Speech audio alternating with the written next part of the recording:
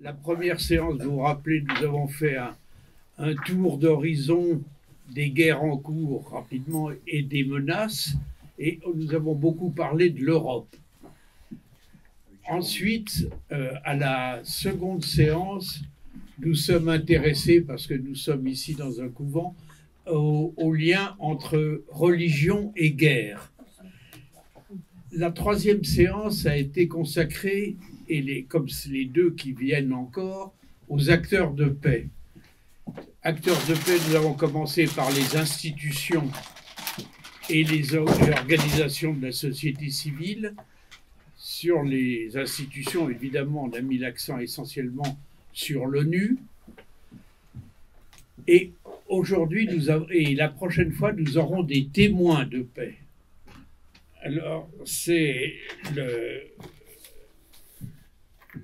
donc, Monseigneur Gollnisch venait pour, je pense, je ne peux pas dire le témoignage qu'il allait proposer, mais je pense qu'il est le signe d'une présence dans des pays qui ont été en conflit, et rester ou revenir est un soutien à la paix, c'est un signe de respect et d'attention aux personnes qui ont été victimes de la guerre.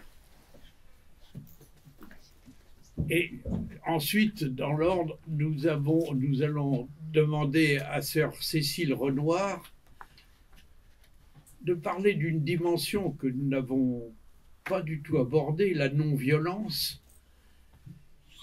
Mais je pense que la paix, même si on ne va pas débattre de la définition de la paix, qui est un peu plus que la non-guerre,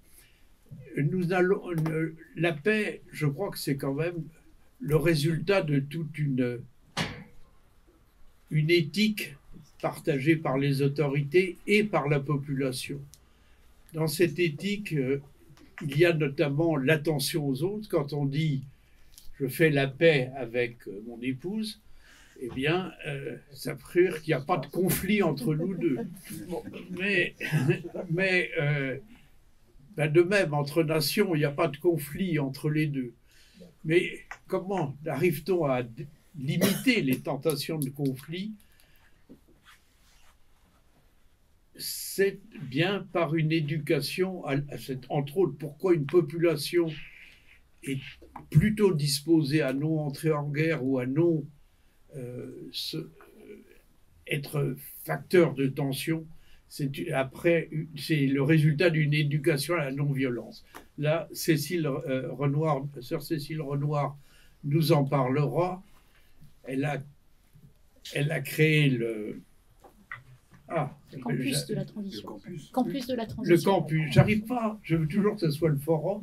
Donc c'est le campus de la paix, qui est justement un organisme qui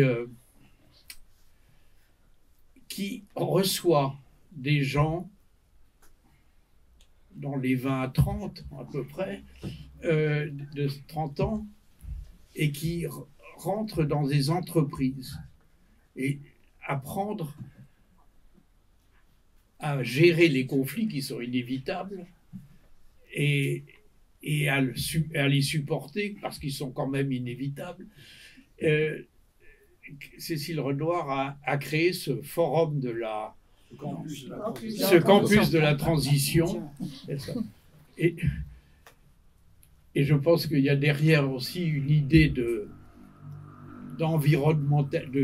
de l'environnement, qui sait combien l'environnement est sujet à confrontation et qu'il n'est pas mauvais de s'éduquer au dialogue et à la non-confrontation pour arriver à progresser dans le domaine de l'environnement, mais aussi dans le domaine de la paix. Et puis, bien sûr, l'ambassadeur Pierre Morel, que j'ai l'impression, d'après ce que j'ai vu, que beaucoup d'entre vous connaissent. Il a été ambassadeur à Pékin, il a été ambassadeur à Moscou, il a été ambassadeur au Vatican. Ces 3 lieux où les conflits ne sont pas absents. Et Mais il a eu aussi une tâche très, très délicate et très frustrante, on le voit bien aujourd'hui d'ailleurs, dans le cadre de l'OCDE, de l'OSCE, pardon, dans le cadre de l'OSCE, de gérer le dialogue de Minsk sur le Donbass et sur les Donbass. Bon, ça dit tout, oui. Alors, j'avais prévu qu'on commençait par Monseigneur Gollnisch, mais j'espère qu'il nous rejoindra. Et si Pierre veut bien commencer. Ah non, non, pardon, Cécile. Moi, tout me va. Cécile Renoir commence. Oui, excusez-moi.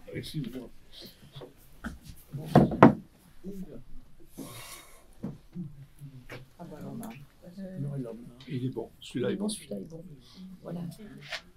Et j'ai 20-25 minutes, c'est ça? Oui. Oui, vous me dites si je parle trop. Donc, bonsoir à toutes et tous, je suis très heureuse d'être ici.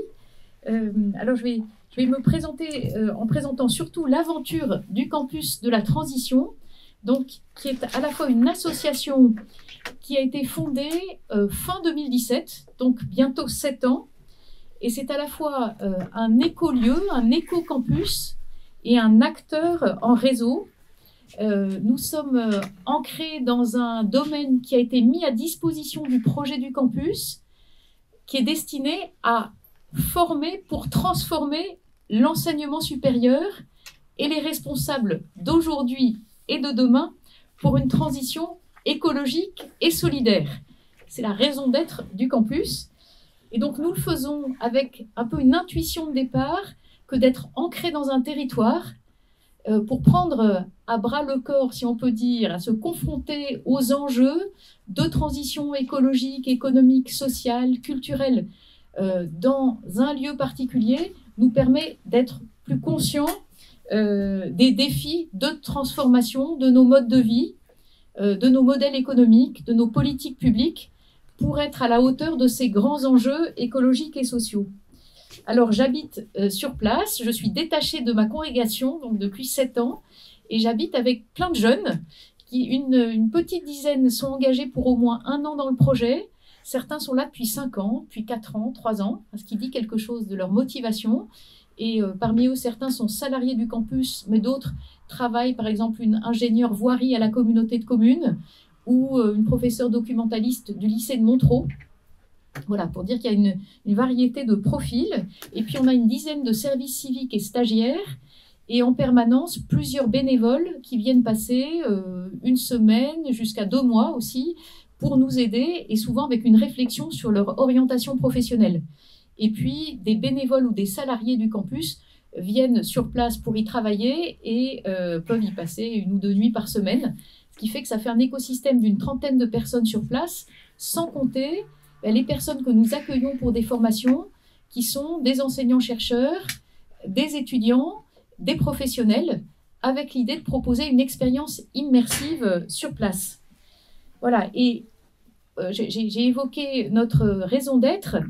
Nous nous sommes dit que, plus précisément, la mission, c'était d'essayer de former à ce que nous appelons, de manière un peu jargonnante peut-être, les compétences transverses nécessaires pour être justement à la hauteur des enjeux, ce qu'en anglais on appelle parfois les soft skills, donc ces compétences psychosociales, émotionnelles, relationnelles, qui permettent aux uns et aux autres d'entrer dans une pensée complexe, de regarder les enjeux souvent en faisant un pas de côté avec un regard sur le questionnement éthique qui peut nourrir ensuite voilà, une réflexion sur le fonctionnement de nos institutions, réfléchir aux modalités d'action collective. Voilà, alors justement, je vais démarrer en évoquant des ressources que propose le campus, justement à propos de ce qui concerne donc ces compétences transverses qui finalement sont une manière de nous éduquer collectivement aux enjeux de la paix, de la justice et donc notamment de non-violence active. Je reprendrai dans un deuxième temps les débats qui existent aujourd'hui à propos des mobilisations citoyennes. Alors certains membres du campus ont participé aux manifestations à Sainte-Soline il y a un peu moins de 2 ans. Et on a eu beaucoup de débats, voilà, et on essaye d'être un lieu dans lequel, justement, peut se passer un dialogue entre des personnes qui choisissent des modes de mobilisation, comme le fait d'aller manifester, et puis avec ceux qui vont travailler dans des entreprises, dans des collectivités territoriales, avec une vision assez différente. Et donc nourrir un dialogue un peu exigeant. Et je pense que la culture de la non-violence est aussi une culture de ce que Patrick Vivray appelle les désaccords féconds. Donc c'est voilà. Et puis je reviendrai à la fin sur ce qui me semble absolument clé. Alors pour enseigner la philosophie politique et appliquée, et notamment avec un prisme éthique, de revenir à l'enjeu de l'apprentissage d'une culture du discernement, qui me paraît vraiment absolument critique aujourd'hui pour éviter les polarisations que l'on voit dans notre société. Alors, pour revenir à ce premier point sur le campus de la transition, une des ressources que nous avons, c'est le fruit d'un travail collectif qui a été mené à la faveur d'une rencontre avec la ministre de l'Enseignement supérieur, Frédérique Vidal, en 2019. Nous avions une année d'existence sur place, à Forges, et j'ai pu rencontrer la ministre avec son directeur de cabinet, et on nous a demandé d'écrire un socle commun de connaissances et compétences pour la transition. Nous avons réuni 70 enseignants-chercheurs de différentes disciplines, plusieurs aussi professionnels du monde notamment de l'entreprise, et puis quelques jeunes, notamment ceux qui étaient impliqués dans le mouvement pour un réveil écologique. Nous avons écrit le manuel de la grande transition qui propose un parcours en 6 portes. Je vais nommer ces portes qui sont des mots grecs. Alors, je pense que pour un certain nombre d'entre vous, ça ne vous fait pas peur parfois. Alors, et puis, il y a évidemment des expressions françaises qui vont avec. Les 6 portes sont les mots grecs qu'on retrouve dans économie et écologie. Donc, oikos, nomos et logos. Et puis, nous avons ajouté ethos, praxis et dynamis. Alors, oikos, c'est voilà, c'est ce qui se passe dans notre maison commune, comme dirait le pape François. Donc, bien comprendre les enjeux du climat, de la biodiversité. C'est donc un regard aussi sur les sciences de l'ingénieur, les sciences du vivant. Et du point de vue des compétences, entrer dans une pensée complexe. La deuxième porte, je les prends dans l'ordre du manuel, c'est la porte ethos. Donc, on a repris beaucoup la formule de Ricoeur, la vie bonne avec et pour autrui dans des institutions justes. Donc, réfléchir aux conditions du bien vivre, ici et maintenant, mais aussi pour demain. Et donc, la réflexion aussi sur la justice ou l'injustice de nos institutions. Ce qui nous conduit à la troisième porte, nomos, qui a trait aux enjeux des régulations, des réglementations, des métriques, des normes que nous utilisons, des instruments de gouvernance. Et donc là, en termes de compétences, c'est aussi aider les personnes peut-être à se représenter la manière, le fonctionnement de nos institutions un peu autrement, changer nos modèles mentaux, et donc parfois les métriques qui vont avec. Et puis la quatrième porte, c'est logos, la question des mots que nous utilisons, des récits, des imaginaires pour la transition, et en termes de compétences, entrer dans une pensée prospective qui tient compte du passé, mais je pense qu'on va y revenir, parce que dans les conflits qui existent aujourd'hui, évidemment, regardez aussi les grands récits nationaux qui existent, et comment ils sont très importants pour essayer de comprendre les blocages qui peuvent exister. Et puis, donc ça c'est la porte logos. La cinquième porte, c'est la porte praxis, la question de l'action, des échelles de l'action des acteurs.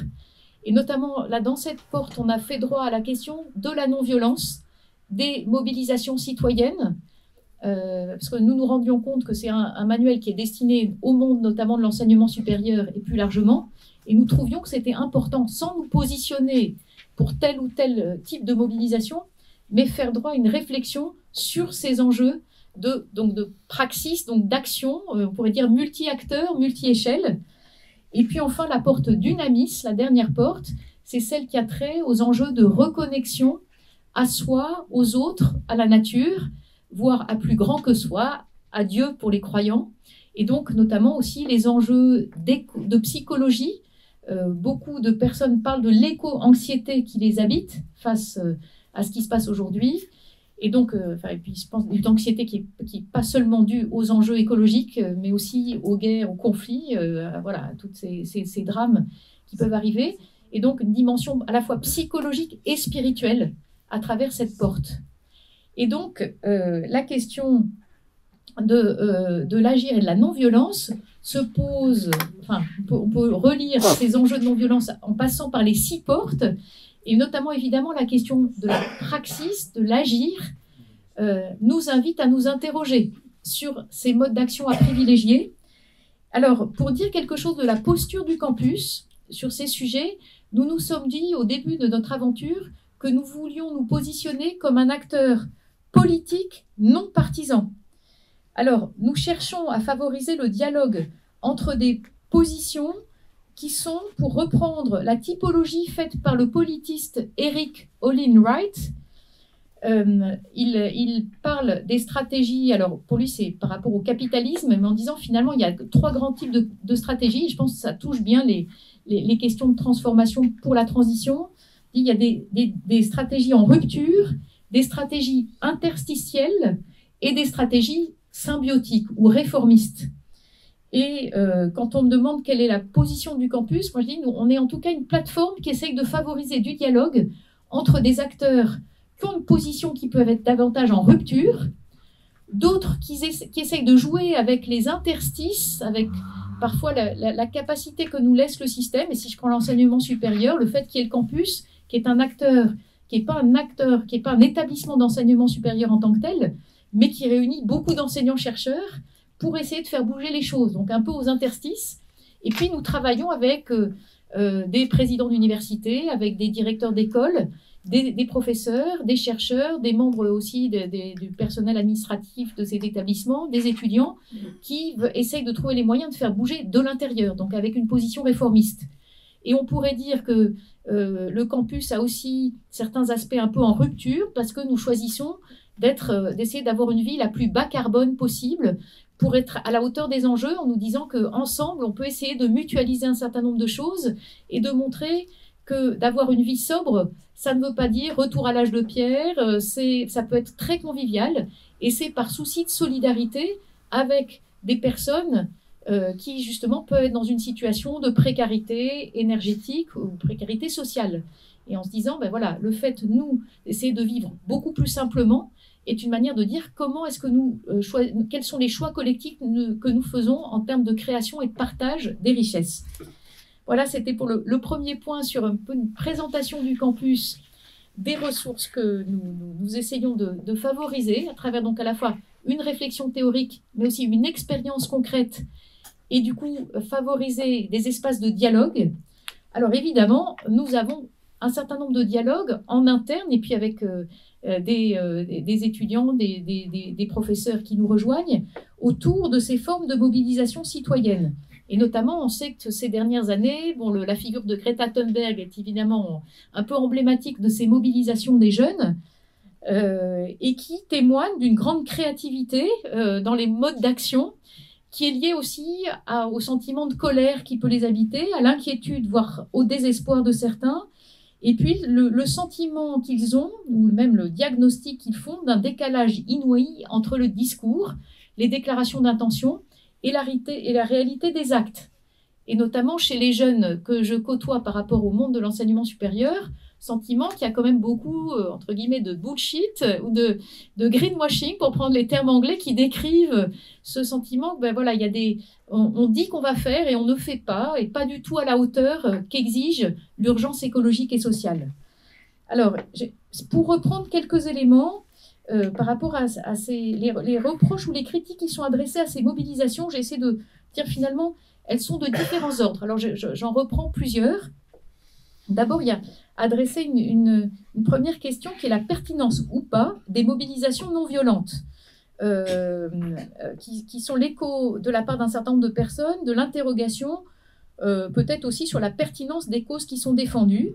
Alors on peut évoquer les marches pour le climat, mais on peut évoquer, je connais plusieurs jeunes dans les milieux chrétiens qui font partie, par exemple, du mouvement Lutte et Contemplation, dont vous avez peut-être entendu parler, et qui, par exemple, organisent des cercles, ce qu'ils appellent des cercles du silence, par exemple devant la tour Total, pour dénoncer le fait que Total continue à extraire un certain nombre Alors, évidemment, il y a une branche de Total qui est sur les énergies renouvelables, mais c'est quand même un acteur clé des énergies fossiles.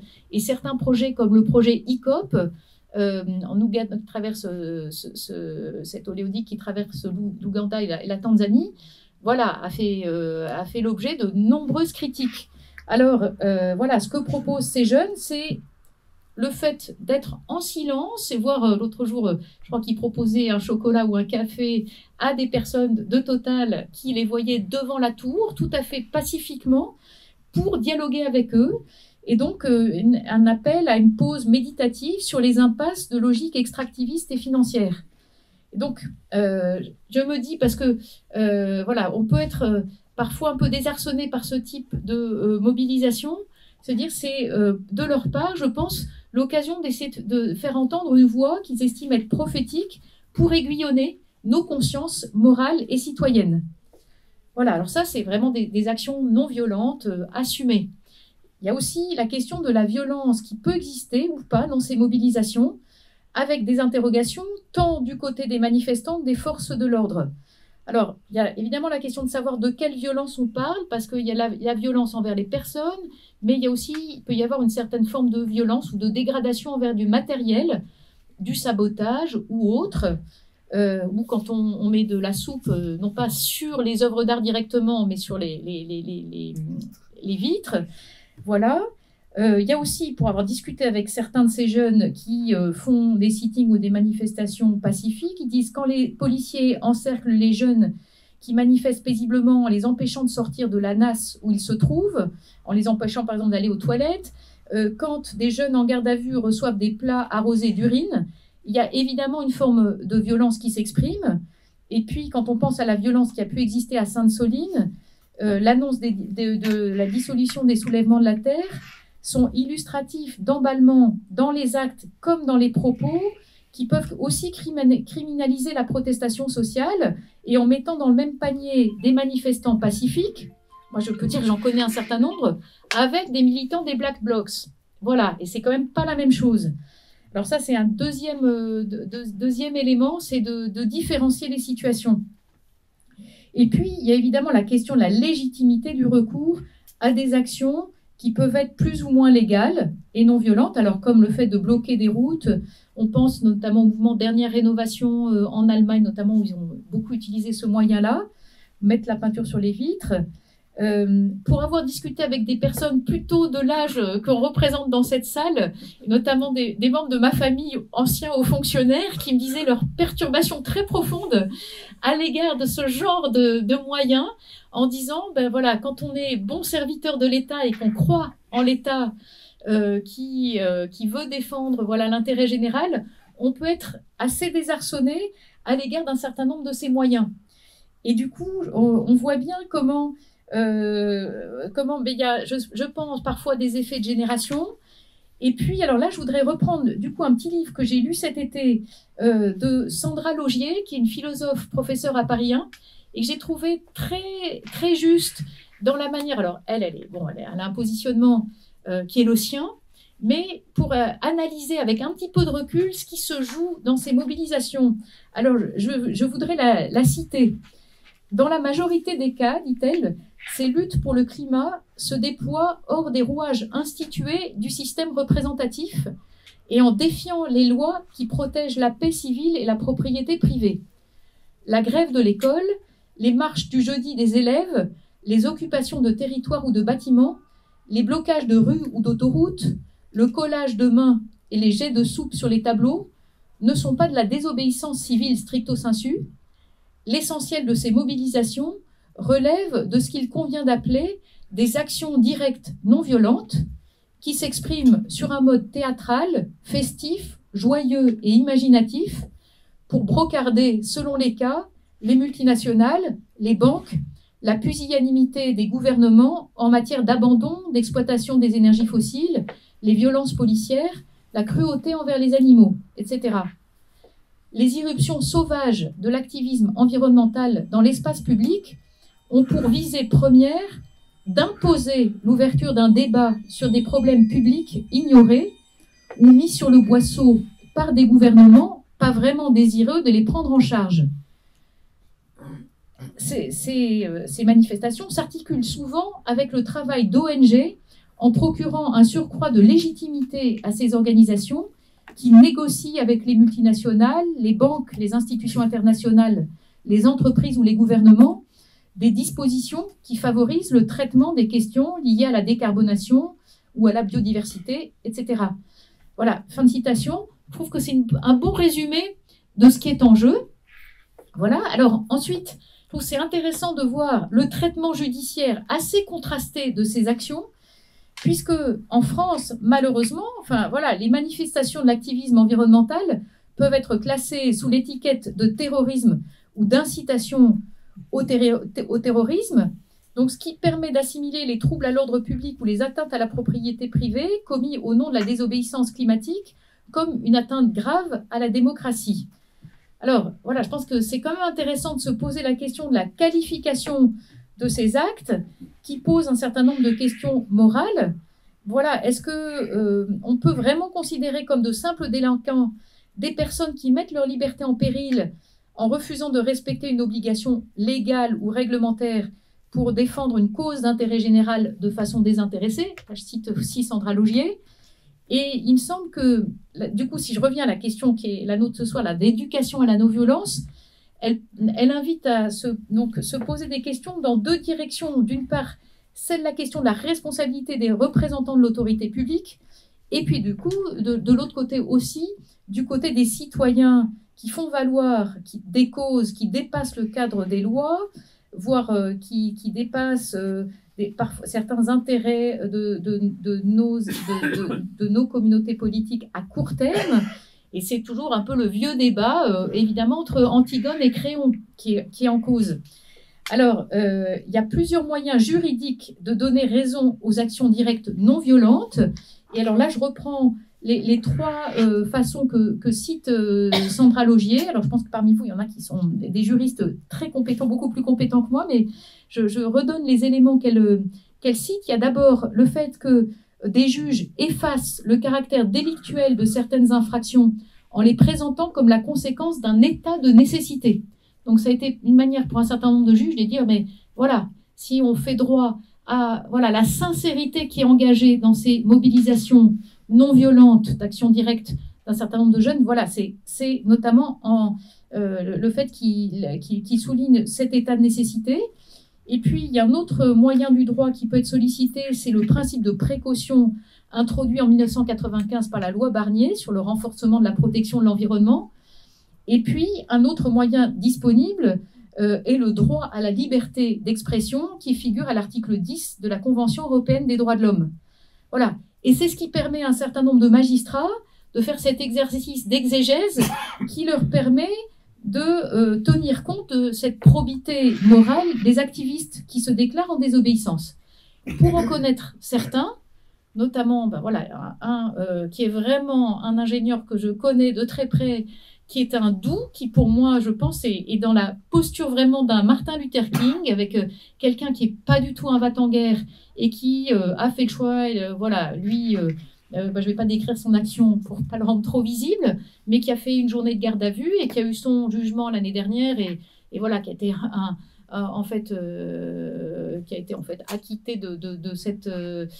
parce que on voit bien que c'est un jeune éminemment concerné par les sujets du changement climatique et qui en fait a fait l'acte qu'il a posé pour alerter et de manière absolument non violente.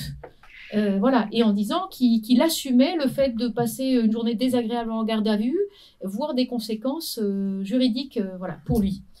Alors, et puis, si je cite après les cas extrêmes, alors il y a des auteurs qui sont souvent très critiqués aujourd'hui dans le discours extrêmement critique à l'égard de l'écologie dite politique.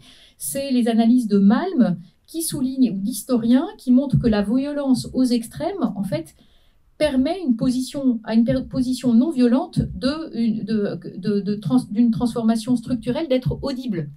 Et ça, les historiens qui ont analysé les mouvements pacifiques à l'initiative de Gandhi, de Martin Luther King ou de Mandela, ont dit que malheureusement, c'est sans doute parce qu'il y a eu une frange d'activistes violents que les positions non violentes ont pu avoir plus d'audience et finalement contribuer à une transformation structurelle. Et c'est ce que certains appellent aussi la fenêtre d'Overton, c'est de déplacer ce qui est mis au devant de la scène. Et puis, on peut rappeler le choix fait en conscience de la violence, même si elle demeure un mal, en considérant que c'est un moindre mal, par exemple par Dietrich Bonhoeffer, le pasteur protestant allemand, face à Hitler, qui a participé au complot contre Hitler, et complot qui n'a pas abouti, mais du coup, Bonhoeffer a passé 2 ans en prison avant d'être pendu par ses compatriotes, juste au moment de l'arrivée des Américains dans le camp où il avait été envoyé après avoir été dans une prison à Berlin. Et rappelons aussi que Gandhi lui-même justifiait le recours possible à la violence, mais évidemment en cas extrême, dans le cadre de régimes totalitaires dictatoriaux. Et évidemment, en France, aujourd'hui, on voit bien qu'un recours ou la légitimation d'un recours à la violence entraîne sans doute des spirales qui n'augurent rien de bon.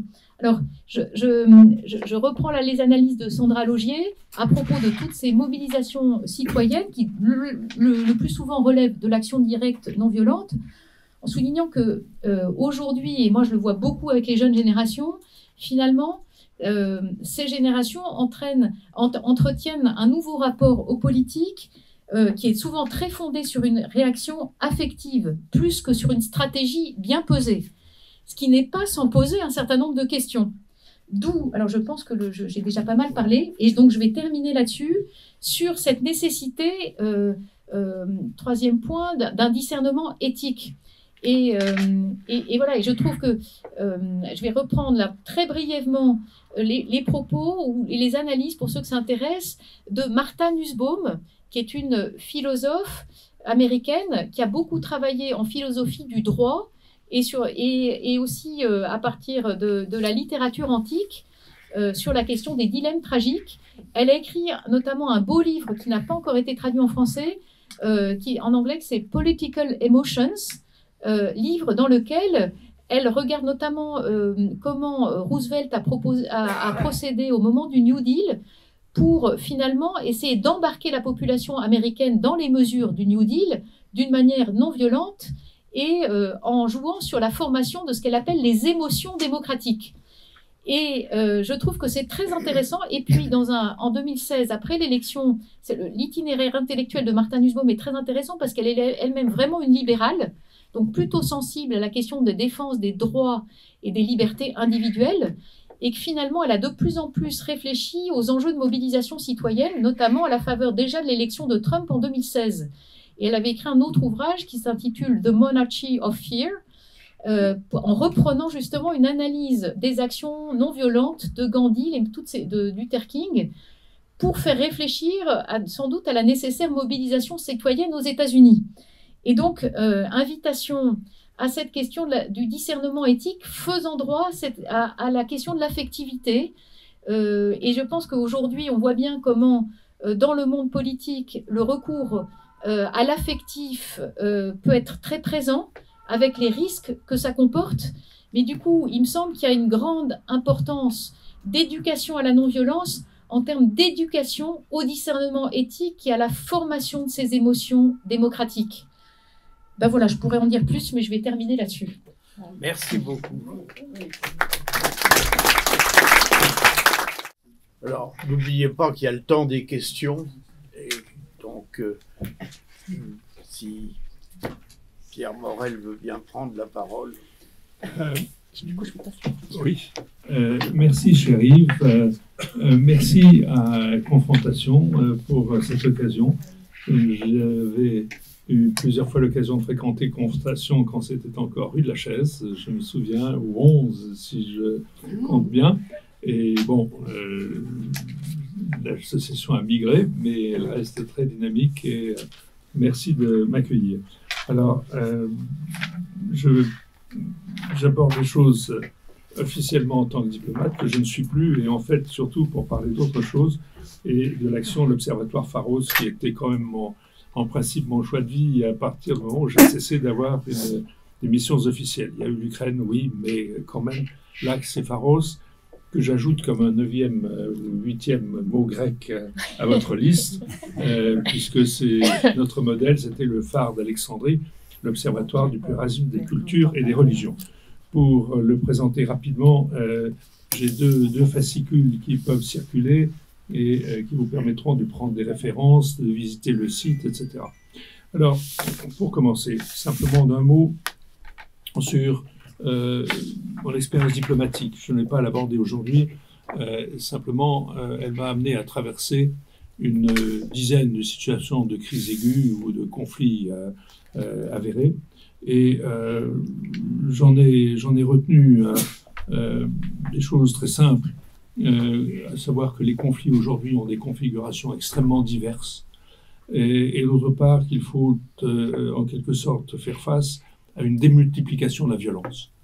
C'est quand même très impressionnant, on le perçoit tous d'une façon ou d'une autre, si bien qu'il faut travailler en quelque sorte à tous les étages.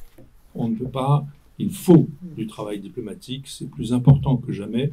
Les diplomates sont encore plus nécessaires aujourd'hui. On voit comment il faut reprendre inlassablement la négociation dans des situations de crise un peu tous azimuts, et il y a même trop de crises oubliées ou négligées.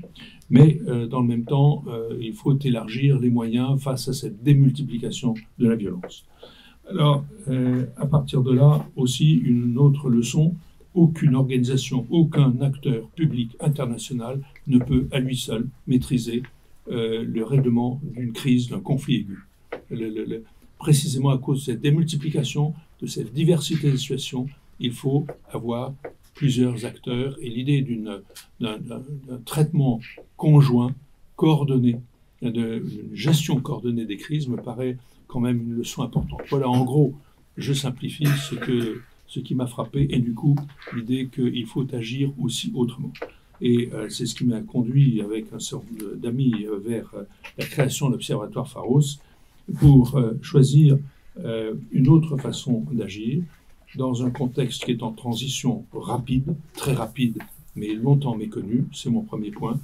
Ensuite, pour aborder directement ce que nous entendons par pluralisme et comment nous avons essayé d'agir, et comment nous avons tiré de notre action, mon troisième point, la nécessité de travailler à la prévention dans un contexte profondément déconcertant et pour pas mal de temps sans doute.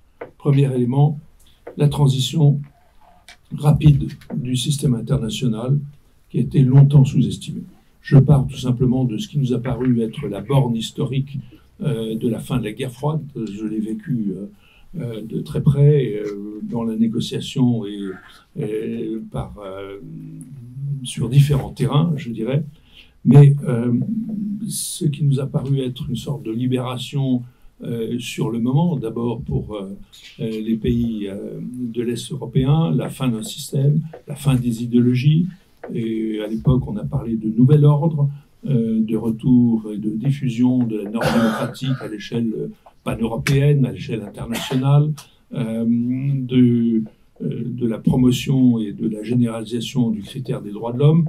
Il y a eu du triomphalisme, mais surtout, quand on prend le recul aujourd'hui, 35 ans après, une telle complaisance qu'elle a conduit à la somnolence et à l'incompréhension de ce qui continuait de se produire. Au fond, ce nouvel ordre, c'était un monde libéral. Vous vous souvenez, Fukuyama, la fin de l'histoire, enfin, je ne reviens pas sur tout ça. Et en réalité, ce qui s'est passé, ce qui était déjà en cours, c'est la montée des tensions. Et pour moi, le tournant historique que l'on comprend maintenant, c'est plutôt à la fin des années 70, parce que déjà, le fléchissement des systèmes était évident. Et il m'arrive dans ce genre de discussion d'attirer l'attention sur un moment, un tournant quand même extraordinaire, c'est les années 78-79.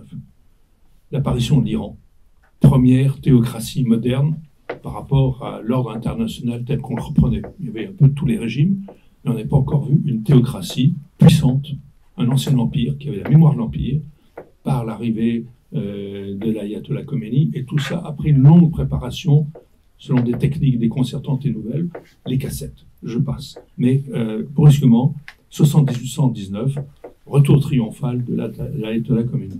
mais aussi l'élection de Jean-Paul II, qui est une commotion dans tout le monde communiste, enfin, du pape Jean-Paul II. J'étais à Moscou, c'était, je peux le dire, ça a été un silence assourdissant. C'était inconcevable d'un point de vue de la deuxième puissance mondiale, que dans son propre camp émerge un tel choix avec une telle dimension mondiale, par définition. Mais il faut parler aussi, du point de vue de Moscou aussi, de l'invasion de l'Afghanistan, qui a en quelque sorte bousculé un monde musulman en partie endormi, qui était effervescent, mais qui là s'est mobilisé avec une intensité qui a été le premier déclencheur de la fin de l'Empire soviétique. Tout ça, décembre 1979. Mais aussi au même moment, comment dire, une sorte de coup d'État religieux qui a été la saisie de la grande mosquée de la Mecque, la Kaaba, par des extrémistes musulmans, sunnites, radicaux et destructeurs, avec une confrontation terrible, provisoire, mais un immense désarroi dans l'ordre de l'islam sunnite à travers le monde. Imaginez ce que c'est que la Mecque envahie par des terroristes à leur façon, et un massacre qui s'est ensuivi, tout ça dans le monde musulman. Et on pourrait parler aussi de la montée de la droite chrétienne aux États-Unis, qui a conduit ensuite à Reagan et à ce qu'on a vu depuis. Je dis cela pour simplement montrer que on a parlé du retour des religions, non, du regain du religieux sous une autre forme. Alors que il était en cours, il était engagé, mais en 1990, on s'est dit, ça y est, on est dans un monde apaisé, on est dans un monde où les normes vont être partagées, etc. Également, en 1990, on célèbre la fin de la guerre froide, et on a une guerre terrible qui démarre, qu'on met de côté, qui s'appelle la guerre en ex-Yougoslavie, avec des massacres. Le Vukovar, octobre 91, si je me souviens bien, et puis ensuite, après la Croatie, ça a été la Bosnie, et puis après la Bosnie, ça a été le Kosovo, et après le Kosovo, ça a été en partie la Macédoine, et ça a fini par s'arrêter.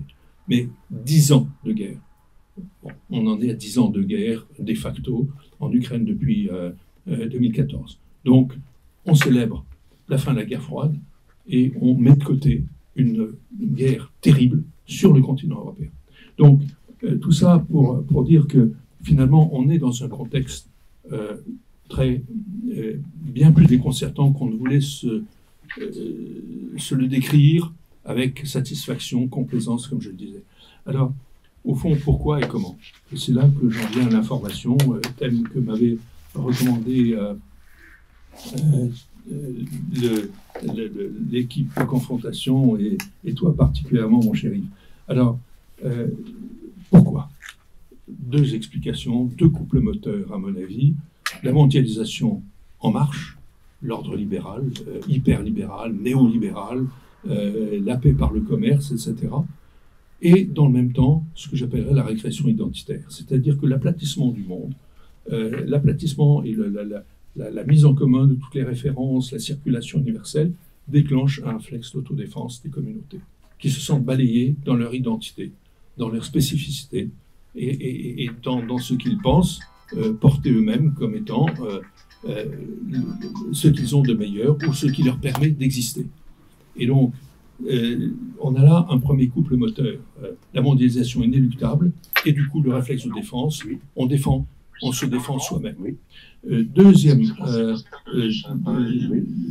couple moteur, c'est la logique de l'information. D'une part, une information instantanée de tout le système médiatique, et d'un autre côté, les réseaux sociaux. Il y a peut-être un... Bon. D'autre part, les réseaux sociaux. Alors, les réseaux sociaux nourrissent l'information nourrit les réseaux sociaux. Autre couple moteur redoutable, parce que l'information instantanée fait que, à la fin des fins, la moindre occasion de rebondir et de transformer une information au départ objective devient un outil offensif dévastateur.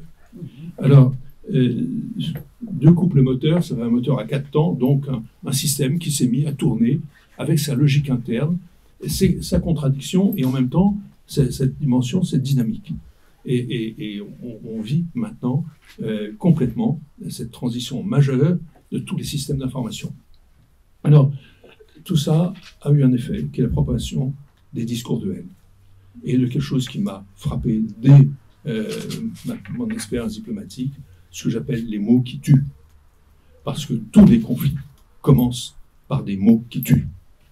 Alors, on peut me dire que c'est une histoire ancienne et que beaucoup de conflits ont été nourris par les passions, par les pires des passions.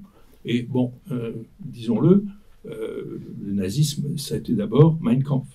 Bon, l'ouvrage d'un personnage déviant, bizarre, et c'est devenu la norme d'une des grandes nations européennes avec toutes les horreurs que l'on connaît. Mais aujourd'hui, et je ne veux pas trop dramatiser, mais les réseaux sociaux, c'est quoi? Ça veut dire qu'à chacun peut sortir son Mein Kampf.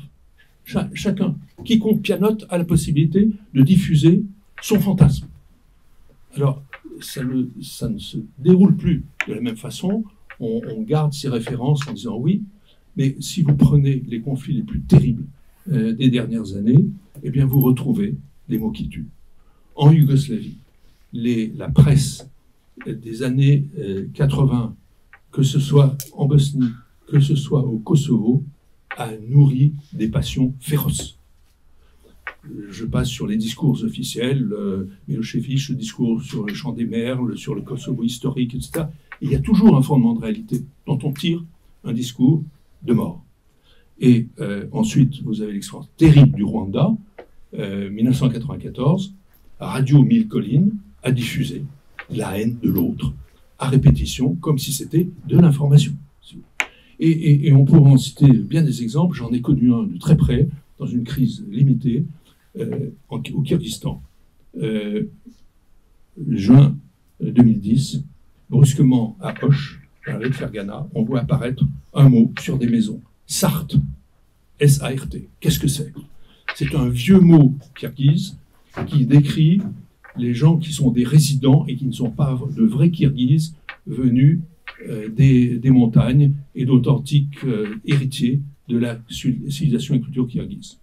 Du 10 au 13, destruction et invasion de la ville par les villages, tout ça télécommandé, 500 morts, on a arrêté à temps ce qui commençait à prendre le tour d'une catastrophe. Donc, tout ça, au départ, ce sont des mots. Ça sort dans la presse que l'on qualifie de caniveau, que l'on ne surveille pas, mais qui prépare la violence. Alors, simplement, ce qu'il faut se dire, c'est que ce sont des accès, des pointes, mais ce caractère général d'une dynamique de la violence et du rejet de l'autre fait partie de cette transition du système international qui ne faut pas voir comme je pense, ma conviction, ce n'est pas un effondrement, c'est une transition. Toutes les transitions sont douloureuses, et cette transition, elle sera longue. Mais simplement, il faut d'abord intégrer des éléments qu'on n'a pas vus. Et là, je rejoins le discernement, l'intégration de tous les éléments. Et donc, il faut avancer et chercher un moyen de faire face à ces éléments que l'on a longtemps sous-estimés et qui continuent à déstabiliser à tous les niveaux, de la personne jusqu'aux organisations internationales. Tout le monde est mal à l'aise avec cette montée irrésistible des formes et cette démultiplication des formes de la violence. Et c'est là que, avec quelques amis, en partant des drames de l'Irak en 2008 notamment, les attaques contre les minorités, on s'est réunis, je dirais ceux qui croyaient au ciel et ceux qui n'y croyaient pas, en se disant c'est pas supportable, on doit avancer un peu autrement pour essayer de trouver des éléments de réponse, même si c'est minuscule, modeste et voué à des travail trop étroits, trop limités, mais il faut commencer. Et c'est comme ça que nous sommes partis de l'idée que la diversité était désormais inéluctable dans toutes les sociétés, à tous les niveaux, qu'il fallait mieux la gérer, que le respect de toutes les convictions était un élément fondamental. Et c'est pour ça qu'on a choisi le pluralisme, l'observatoire Pharos du pluralisme des cultures et des religions, parce que les deux sont inséparables. Et l'idée que tout ça, c'est du religieux, ce qu'on a entendu dans un ensemble de commentaires. Il y a une crise quelque part, le Soudan, c'est religieux. Une crise, j'y reviendrai, en Centrafrique, c'est religieux. Non, c'est bien plus complexe que ça. Ça peut être une affaire de langue, ça peut être une affaire d'ethnie, ça peut être une affaire de circonstances ou de mémoire historique qui remonte. Bref, s'enfermer dans une approche trop étroite aurait été dangereuse, même si la remontée, le regain du religieux a tellement déconcerté, disons en Europe et dans le monde occidental, qu'on s'est remis à travailler sur le religieux, très bien, mais non pas pour s'y enfermer et considérer que c'était la cause unique de cette transition et de cette violence démultipliée. Et donc c'est comme ça que nous avons essayé de construire une démarche intégrée dans la lecture de ces événements et de ces crises, avec une idée très importante, c'est que on n'a pas un modèle de pluraliste bien établi, unique. Et il faut commencer par bien lire l'évolution des sociétés pour constater qu'il y a une pluralité des pluralismes. Parce que si on arrive avec une logique normative et en se construisant sa propre lecture, évidemment, on va manquer une partie de phénomènes complexes dans lesquels on est. Alors, comment est-ce que nous travaillons ? C'est esquissé dans ce fascicule. Nous avons rassemblé surtout des jeunes gens qui étaient prêts à s'engager avec nous. On leur a proposé une forme, une position d'observateur junior pour venir travailler avec nous de façon bénévole, avec ici ou là un soutien quand leur travail dépassait un engagement complémentaire de leurs activités. Et quitte à les envoyer sur le terrain quand on y allait et qu'ils étaient prêts pour cela, mais avant tout tourner vers la situation d'un pays. Autrement dit, on a recruté une 60aine de jeunes gens, certains ont prolongé, sont restés plusieurs années avec nous, disons souvent Master 1, Master 2, doctorants, post-doc, suivant les circonstances, anciens journalistes ou autres, qui voulaient s'engager avec nous. Avec cette distance vis-à-vis du politique, je reprends un peu ce que disait Isabelle, Cécile. Pardon, Cécile. J'admire votre chère mère qui a été une merveilleuse diplomate et ça me revient spontanément quand je pense à elle. Donc, des jeunes gens qui, au lieu d'avoir, ont souvent un rapport critique avec la politique, mais devant ces phénomènes-là, au fond, pour eux, c'est ça la vraie politique.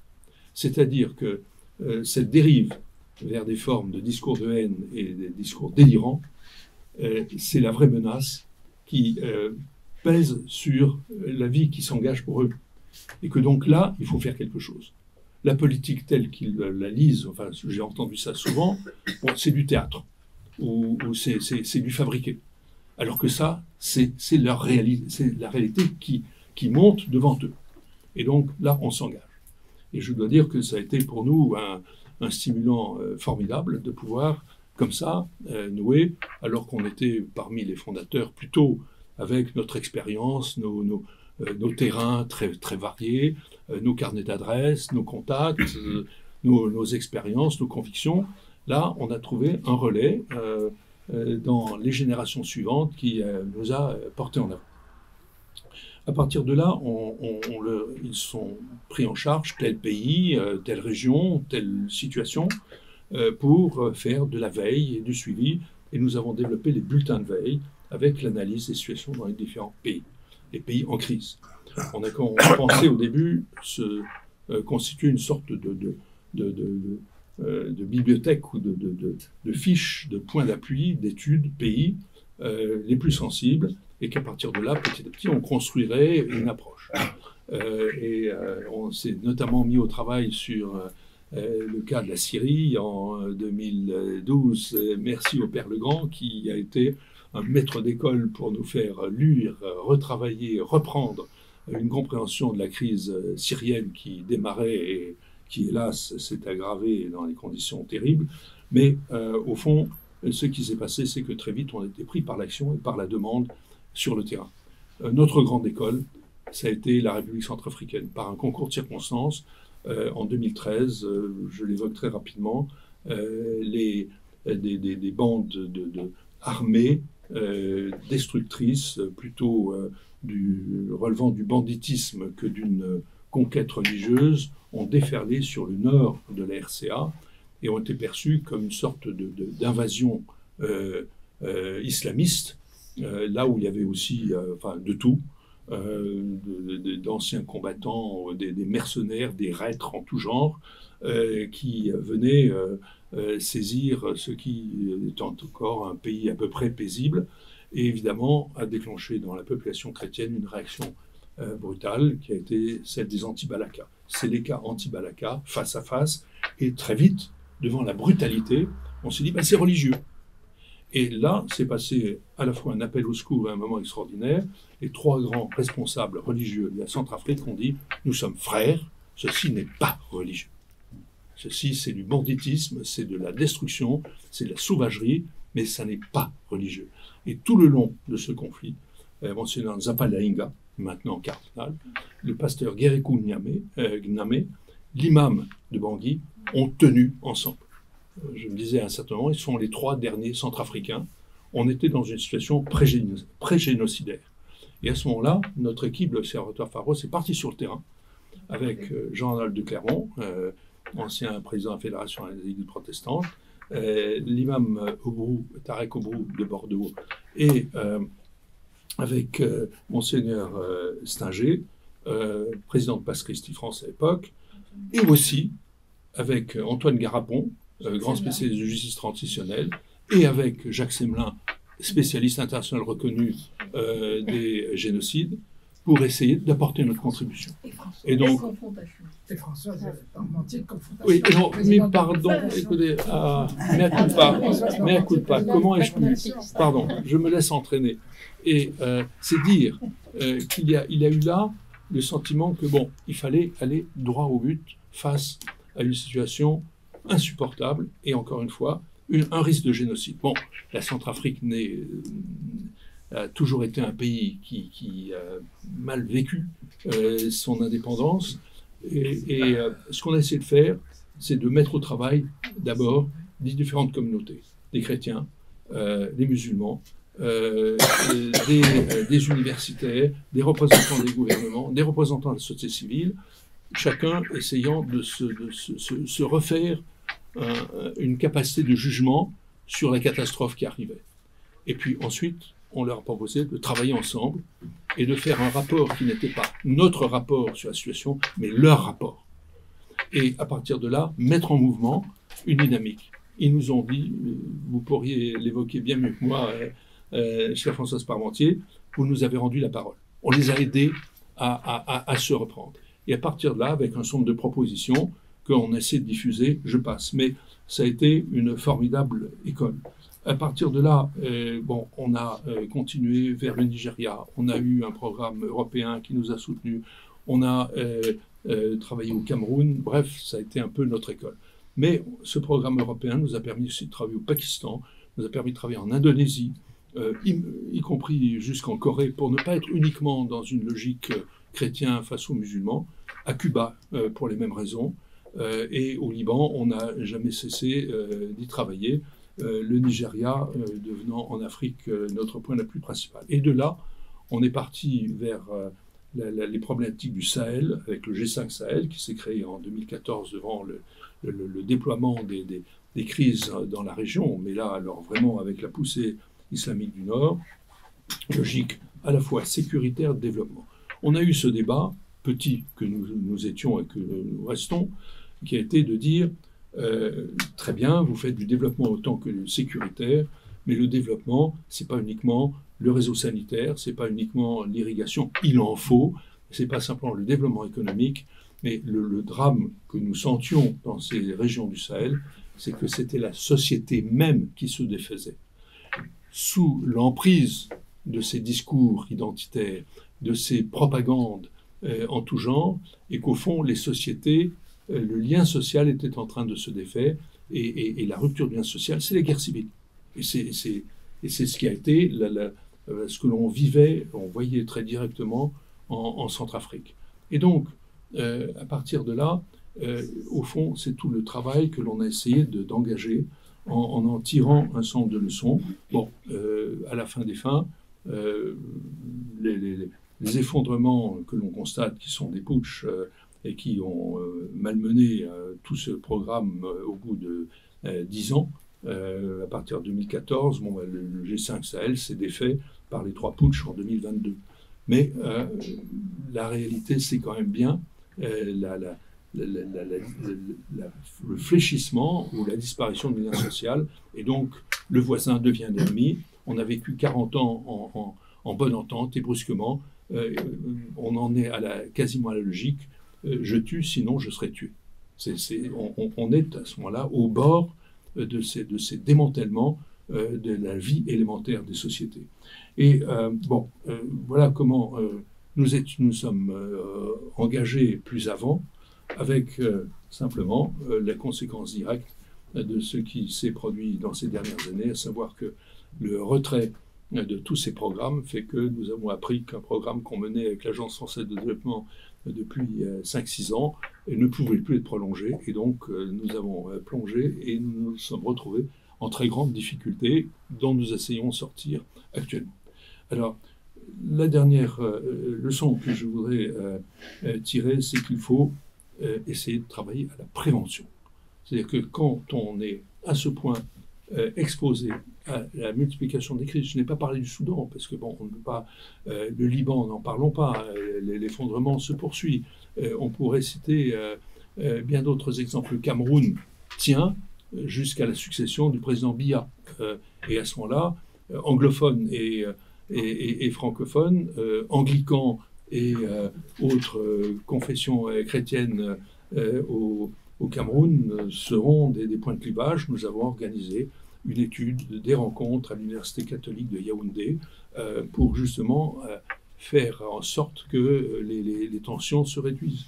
Et notre programme Sahel révisé surveille le nord du Bénin aussi bien que ce qu'on peut encore faire au Burkina Faso pour essayer de réduire ces facteurs de tension que nous connaissons bien par l'état du plateau au Nigeria, au nord d'Abuja, la capitale. Pour vous donner une idée, quand nos équipes vont jusqu'à Jos et Kaduna, où on a nos partenaires, l'association musulmane, l'association chrétienne, tout ça doit être surveillé, accompagné de gens armés. Il faut le livret de sécurité indispensable, c'est 25 pages, pour faire en sorte qu'on puisse... Et le Nigeria, 220 millions d'habitants, État clé, État relativement stable, sauf au nord avec Boko Haram, mais il y a là des implications fortes d'engagement et des risques permanents. Donc, comment prévenir? Et là, nous avons essayé de développer des instruments adaptés. Tous les acteurs internationaux sont concernés par ces crises.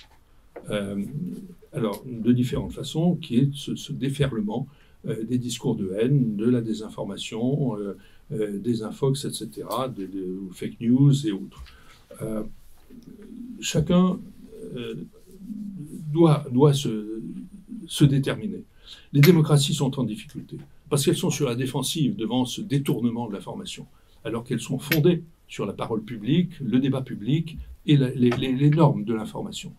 Si bien qu'il y a là la nécessité de ne pas se contenter simplement de laisser se développer ou sauvegarder la liberté d'expression. Il faut avoir une démarche plus directe et plus offensive, d'une certaine façon, plus dynamique.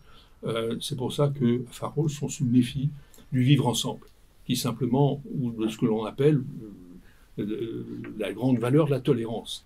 C'est-à-dire que c'est aussi prendre le risque de se déployer, laisser se déployer ces comportements qui sont des comportements de régression identitaire. Nous le vivons tous dans nos sociétés. Et c'est bien que notre démarche, c'est plutôt faire ensemble. De même qu'en allant sur le terrain, on est allé travailler, non pas en apportant nos solutions, mais avec, en allant sur le terrain,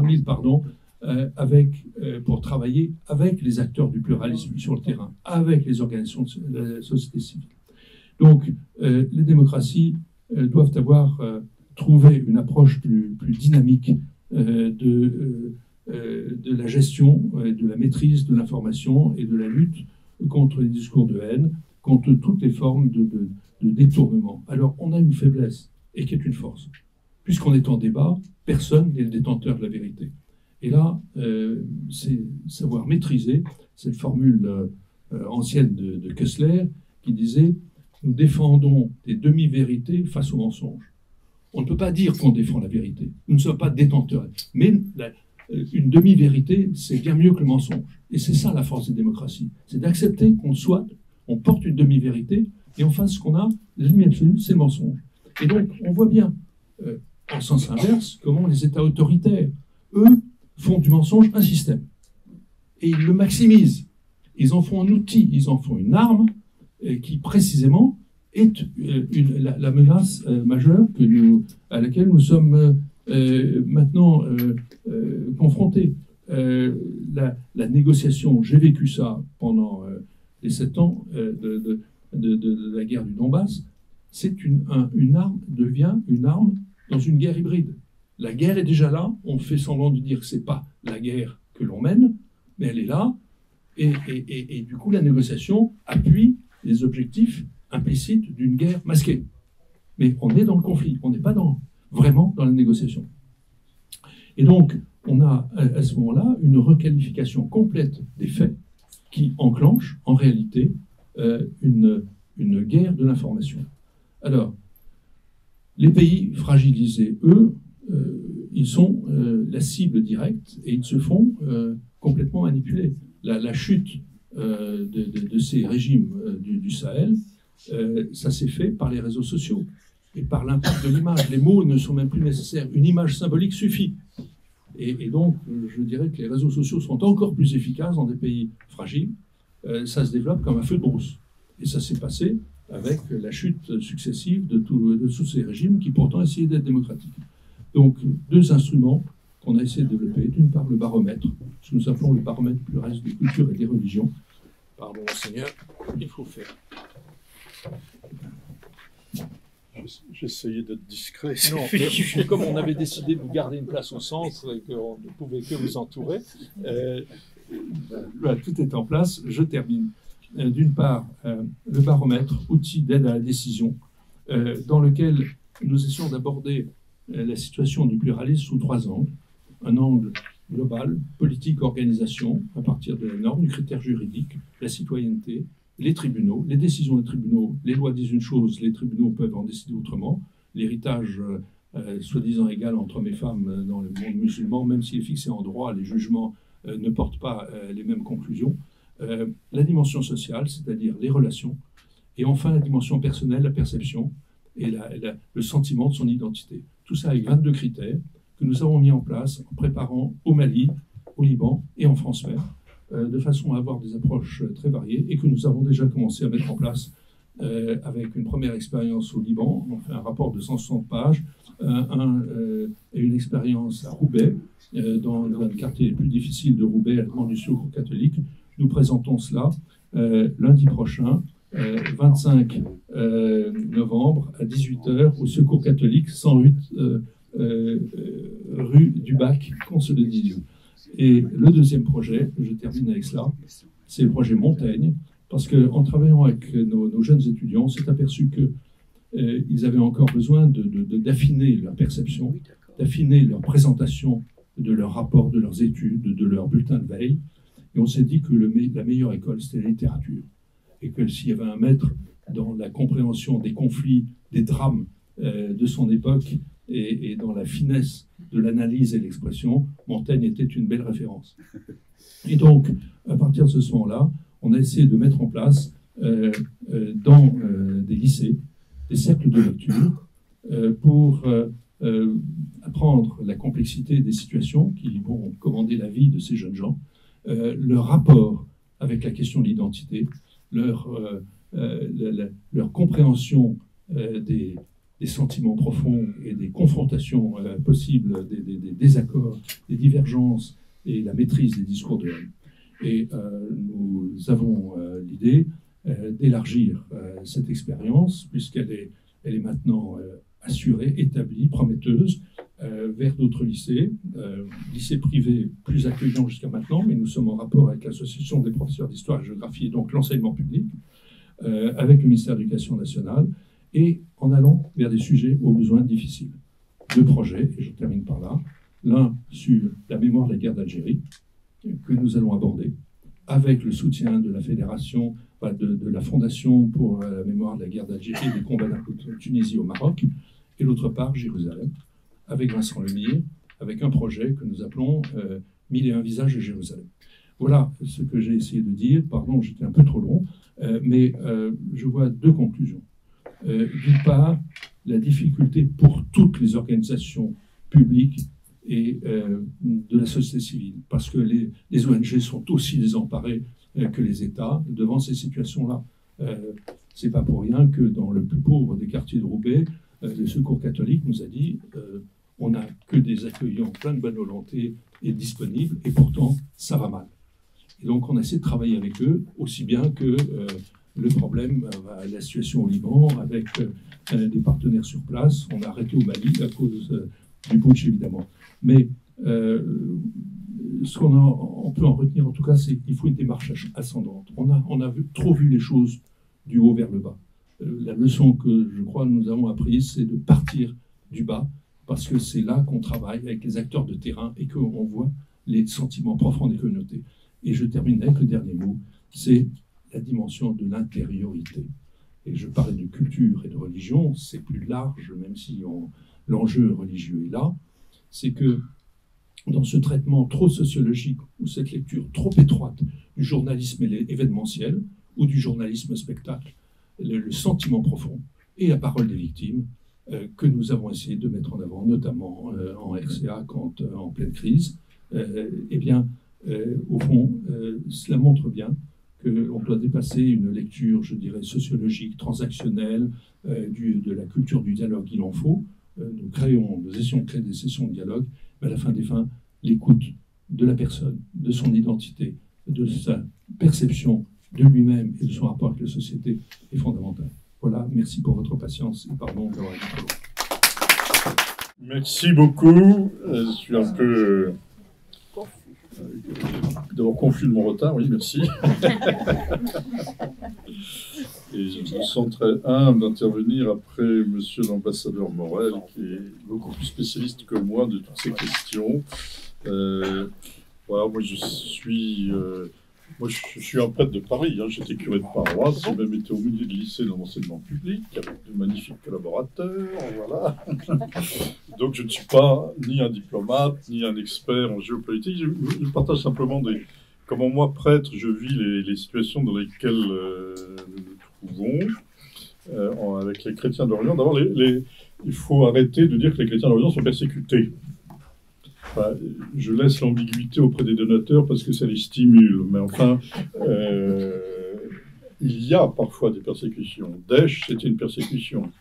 L'année, pour nous, à nos yeux, l'année du gouvernement des frères musulmans, le gouvernement Morsi en Égypte, c'était une persécution. Il y a eu plus de 100 lieux chrétiens qui ont été brûlés. Mais enfin, Dieu merci, si je puis dire, ce n'est pas la situation habituelle. On ne peut pas dire aujourd'hui que les chrétiens sont persécutés. Voilà, en Orient. Si on regarde les chrétiens en Égypte, on construit régulièrement des églises, il y a des écoles catholiques, des hôpitaux catholiques, il y a des couvents, il y a des monastères, il y a des évêchés, il y a des patriarcats, enfin bref, c'est tout ce que vous voulez. Quand il y a tout ça, on ne peut pas dire qu'on est persécuté. En revanche, il y a des discriminations, ce qui est tout à fait autre chose. Voilà. Et ces chrétiens ne sont pas dans une forteresse où ils seraient isolés, entourés de gens qui font le tour de la forteresse pour voir comment entrer pour les égorger, à qui il faudrait catapulter des boules de pain pour les nourrir. Voilà. Non, les chrétiens au Moyen-Orient sont des gens en mission, comme doit l'être tout chrétien d'ailleurs. Voilà. Ils sont en mission pour agir au nom de l'Évangile, pour rendre l'Évangile incarné, pour rendre l'Évangile crédible. Ils le font à travers des écoles, ils le font à travers des hôpitaux, ils le font à travers des lieux d'accueil pour des personnes âgées. Comme il y en a certains qui ont parti, souvent les personnes âgées, elles restent toutes seules. Voilà. Donc il faut accueillir ces personnes âgées, parfois pauvres, très pauvres. Ces écoles en Orient qui accueillent des élèves chrétiens et des élèves musulmans, des garçons et des filles, des riches et des classes moyennes et des pauvres et parfois des très pauvres, et qui ont une dimension de francophonie. Il y a 400 000 élèves au Moyen-Orient qui sont dans les établissements qui ont une dimension de francophonie. Voilà pourquoi nous avons convaincu notre président de la République de créer un fonds de soutien aux écoles chrétiennes francophones du Moyen-Orient. C'est un fonds d'État qui est abrité au Quai d'Orsay et géré à parité par 4 représentants du Quai d'Orsay et 4 représentants de l'œuvre d'Orient. Vous voyez qu'il ne fait pas que des bêtises quand même. Hein, bon. Je ne sais pas si spontanément vos anciens collègues étaient ravis, mais petit à petit c'est venu, et comme souvent, les relations de personne à personne ont permis d'enclencher ça. Donc les chrétiens sont des gens en mission. Voilà. Et l'œuvre d'Orient les soutient dans leur mission. Donc on n'est pas là pour payer une 5e Mercedes à je ne sais quel évêque ou patriarche. On est là pour soutenir les chrétiens qui font ce travail de terrain auprès des pauvres. Et puisqu'il s'agit de parler de la paix, j'allais dire le premier acte pour construire la paix, c'est précisément que ces chrétiens sont au service de la population. Car c'est cet esprit de service, cet esprit de l'évangile, cet esprit d'amour pour les personnes, qui est quand même une action de paix. Et je vous assure que quand vous voyez comment les religieuses reçoivent les enfants des familles musulmanes, comment les parents des élèves musulmans respectent les religieuses. Un gamin musulman qui rentrerait à la maison, qui serait fait engueuler d'avoir manqué le respect à une religieuse, je vous assure que ça barderait à la maison. Voilà. C'est quelque chose qui se construit, qui construit quand même un signe. Vous voyez, alors bien sûr, vous allez me demander, mais combien de divisions, combien sont-ils, combien sont les chrétiens, mais combien il y en a qui partent, combien il y en a qui restent. Enfin, vous voulez des statistiques, vous savez, des Français, des Latins, des Occidentaux, voilà. Mais vous voyez qu'il n'y a pas que cette approche numérique à laquelle nous sommes très, très versés et habitués, c'est la force du signe. Et je pense que dans cette histoire de guerre et de paix, les signes ont de l'importance.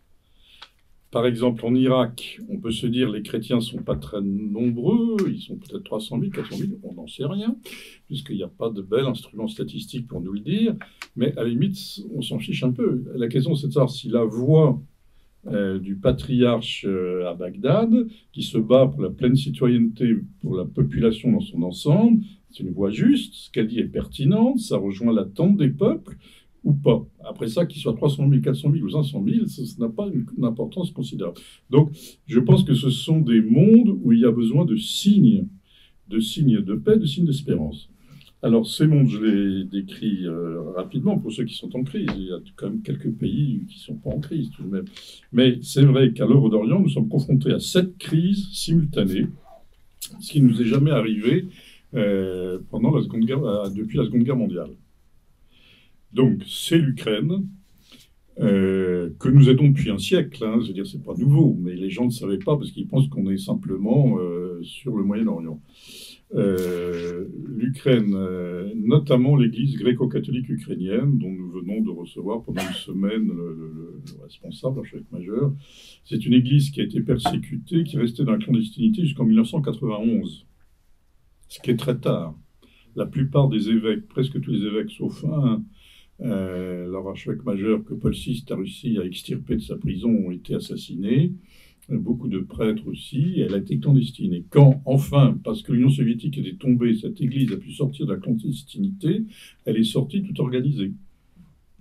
On a vu qu'il y avait des paroisses, des communautés religieuses, etc., etc. Bref, elle vivait dans la clandestinité. Ça veut dire que c'est une église dont tous les évêques actuels ont été baptisés clandestinement, parfois par leur grand-mère dans la salle de bain de l'appartement. Ça dit quelque chose d'un épiscopat, hein, de voir cela.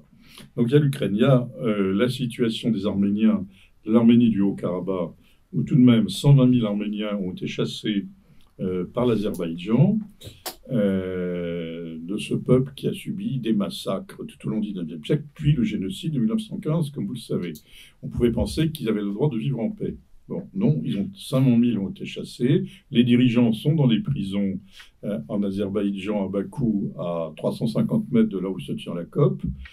Et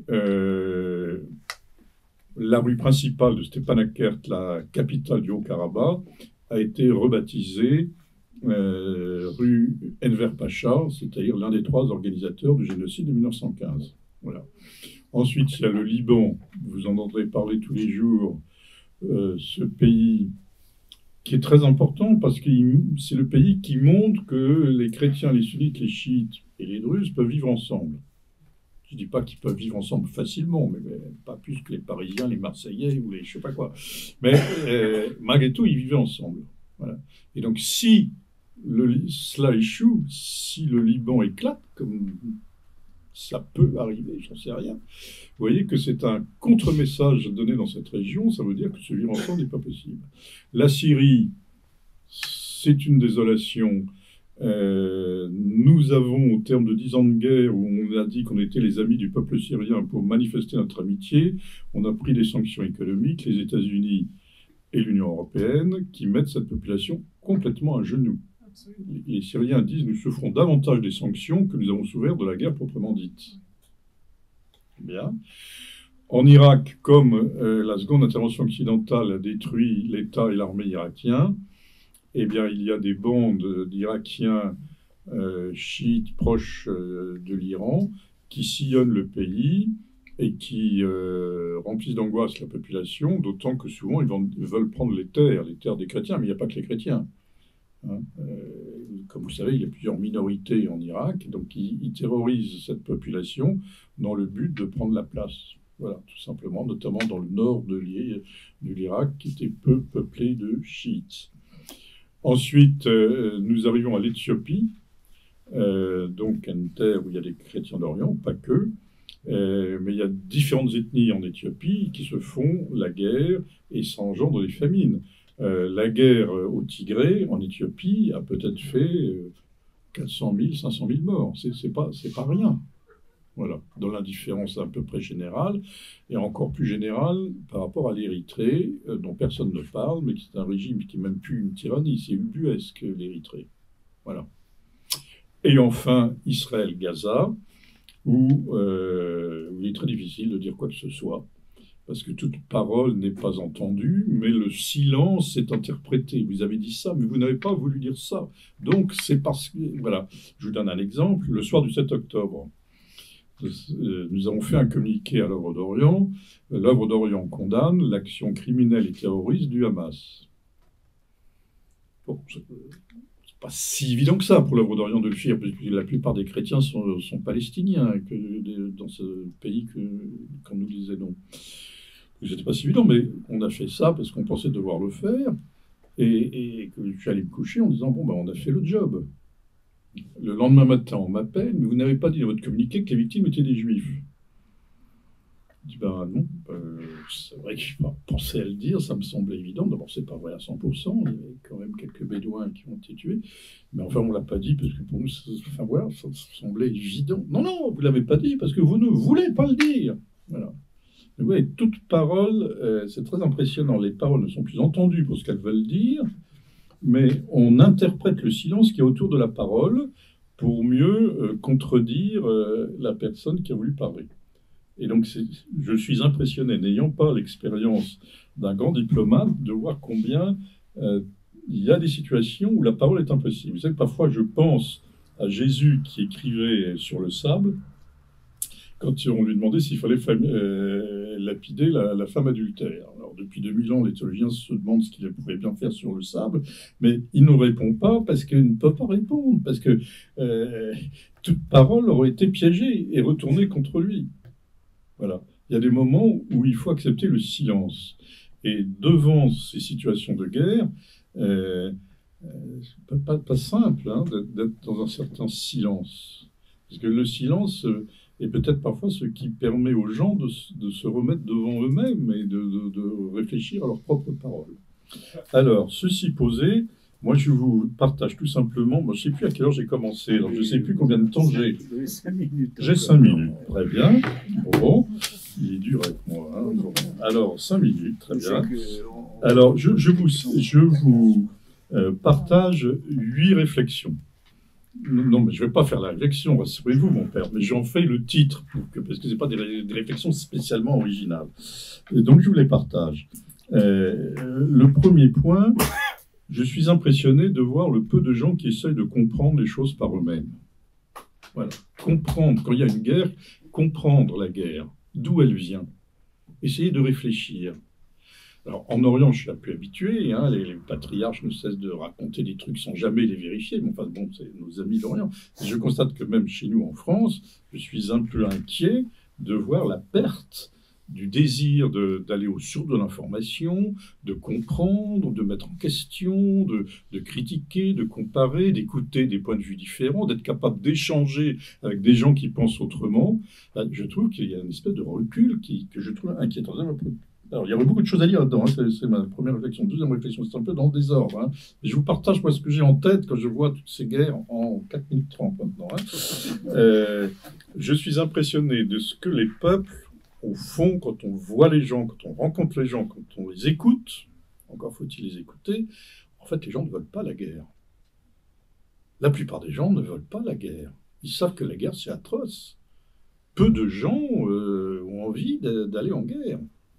Et donc, ce sont des gens qui décident pour eux que leur pays, leur groupe, leur ethnie va faire la guerre. Et donc, il y a dans ces décisions d'agressivité un manque de démocratie très impressionnant. Autrement dit, tous ces conflits dont je veux faire la liste et dont j'ai fait la liste, etc., et finalement n'ont pas été décidés par les gens à la base. Donc, je m'inquiète de voir des gens qui pensent qu'on peut s'accommoder d'une baisse de la démocratie, d'une disparition de la démocratie. La démocratie, c'est Churchill qui dit ça, c'est le pire des régimes à l'exception de tous les autres, quoi. Hein. Mais en attendant, se satisfaire d'un manque de démocratie, que ce soit en France, aux États-Unis ou ailleurs, voilà où ça conduit. Donc, il faut qu'on mesure bien ce qu'on fait quand on dit « Oh, la démocratie, bon, là, c'est dépassé, c'est terminé ». Il y a quand même, là, je crois, une inquiétude, et j'entends peu les églises s'exprimer là-dessus, d'ailleurs sur les autres sujets aussi, mais enfin, c'est un autre trésor. Troisième réflexion, c'est la place de l'histoire. Hein, nos amis juifs nous disent « Mais cette terre est à nous, puisque il y a 3000 ans, on y était ». Voilà, la place de l'histoire, voilà. Mais l'histoire est très importante et je vous assure qu'à l'Œuvre d'Orient, on donne toute sa place à l'histoire pour essayer de comprendre les situations. Mais l'histoire ne justifie pas les situations. Je me souviens des amis polonais qui me disaient qu'à l'Est, leur frontière avait été ça, et à l'Ouest, ça avait été ça. Et donc la Grande Pologne, à un moment, ça allait jusqu'à la mer Noire. Simplement, les périodes de référence qu'ils prenaient pour justifier leur extension n'étaient pas la même. Donc ils variaient les périodes selon les besoins tactiques de leur discours. L'histoire ne justifie pas tout. Voilà. Et il faut donc ni l'ignorer, ni l'idolâtrer. Et je vois parfois des gens qui l'ignorent beaucoup, et je vois parfois quelques personnes qui l'idolâtrent comme si c'était un fait par elle-même suffisante à générer des droits. Voilà. Je pense que nous sommes devant des situations où les gens ont peur. Je pense que l'agressivité, ça vient de la peur. Autrement dit, je dois agresser parce que l'autre va m'agresser. J'ai peur. En réalité, j'ai peur. Quand on joue parfois on voit des dirigeants qui jouent des gros durs, je nomme personne. En réalité, au fond, c'est une réaction de peur. Et je pense que je vois des peuples qui ont peur, des gens qui ont peur. Peut-être même en France, il y a des gens qui ont des peurs. Il y a des peurs qui sont peut-être pas toujours réfléchies, certaines peut-être oui, j'en sais rien, mais je suis très impressionné de ce sentiment de peur qui engendre l'agressivité et la désespérance. Le premier problème pour l'Œuvre d'Orient, c'est la désespérance. C'est ça, il faut redonner l'espoir. Autrement dit, si on fait quelque chose, peu importe, même si c'est très modeste, mais ça donne de l'espoir. Et ça vaut le coup. Donc les gens sont dans la désespérance. Cinquième point, je vois qu'il y a des peuples oubliés. Et qu'on se satisfait, nous, de cet oubli. On oublie les Ouïghours, on oubliait les Palestiniens, parce que finalement, tout le monde est en train de s'entendre sur leur dos et de faire comme s'ils n'existaient plus. Hein. L'oubli est une violence. Dire la haine est une violence, bien sûr. Mais au moins, dans la haine, l'autre existe encore. Puisque je vais lui mettre mon point, je ne sais pas où. Voilà. Il existe encore. Mais dans l'oubli, c'est une négation de l'autre qui est parfois encore plus violente à certains aspects. Et nous nous accommodons de peuples oubliés, les Palestiniens, les Ouïghours, les Arméniens et bien d'autres. L'oubli des peuples. Sixièmement, je pense que les religions doivent jouer un rôle et que nous devons apprendre à ne pas confondre le plan du dialogue interreligieux juifs, chrétiens, musulmans, et le plan politique chrétien, israélien, palestinien. C'est pas sans lien, c'est pas déconnecté, mais c'est pas la même chose. Encore faut-il que les groupes religieux soient libres par rapport au pouvoir politique. Et on voit bien que quand on voit Cyril à Moscou, il est tellement inféodé à Poutine qu'il devient totalement insignifiant. Plus personne ne se demande ce qu'il a dit. Il est devenu insignifiant. Voilà. Je vous dis mon sentiment. Vous avez le droit de ne pas être de mon avis. Mais en tout cas, je pense que la manière dont les groupes religieux sont capables d'être libres par rapport au pouvoir politique me semble être un élément essentiel par rapport à la paix. Voilà. Ensuite, j'y arrive au bout, rassurez-vous. Je suis frappé aussi. Les guerres, c'est pas simplement un problème de part de marché économique, c'est parfois une réaction des pauvres. Je vois que souvent les pauvres n'ont d'autres issues, d'autres chemins, d'autres perceptions que la violence, voilà, parce que c'est les riches, on va pas faire la guerre, on tient tout au trot à nos richesses, on va pas les mettre en cause en faisant la guerre. Voilà. Et donc il y a ce rapport à la pauvreté qui pose quand même aussi la question du marché des armes, quand même, que le pape François rappelle régulièrement. Les milliards, il faudrait que les gens prennent conscience que les milliards que nous consacrons à la fabrication des armes n'est pas non plus...